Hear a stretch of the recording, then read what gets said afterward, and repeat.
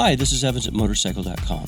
Harley Davidson recently gathered the World Moto Press in southern France to introduce the 2016 Roadster. Based on the 1200 Sportster platform, the Roadster took the Sportster's frame and engine and upgraded the suspension and brakes in an effort to capture the performance and styling of home-built Roadsters. The rear suspension's twin shocks bumped their travel to 3.2 inches. Now, this is still on the short side compared to many standard motorcycles. However, it amounts to a 0.7-inch increase and is something many riders have been requesting for years. While the coilover shock's only adjustment is preload, the ride is firmer and sportier. On the other end of the frame, a beefy triple clamp grips a stout 43mm inverted fork. Rather than incorporating low-tech damping rod internals, more modern cartridges handle the compression rebound damping over the fork's 4.5-inch stroke.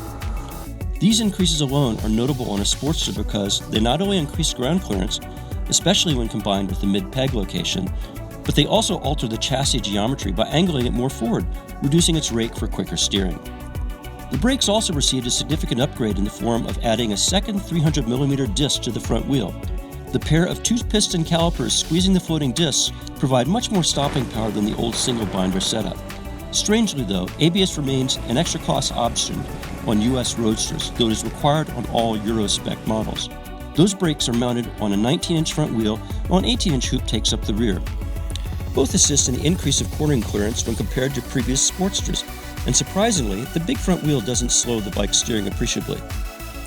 The improved suspension and brakes combine with the already enjoyable power from the air-cooled 45-degree V-twin to make the Roadster a blast to ride on winding country roads.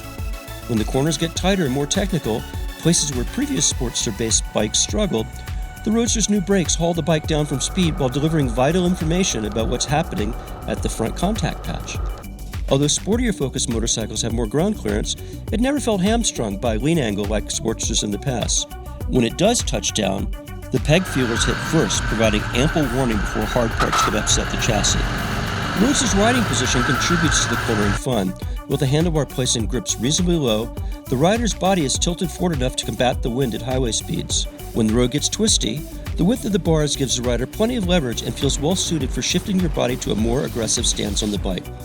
Around town, the compromise of the riding position is revealed.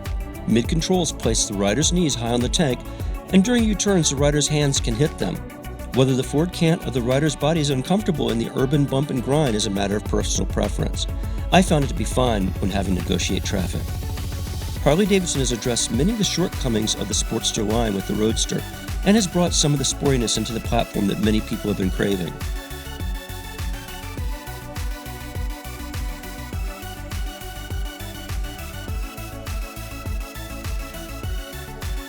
Roadsters are priced starting at $11,199 and are arriving in dealerships now.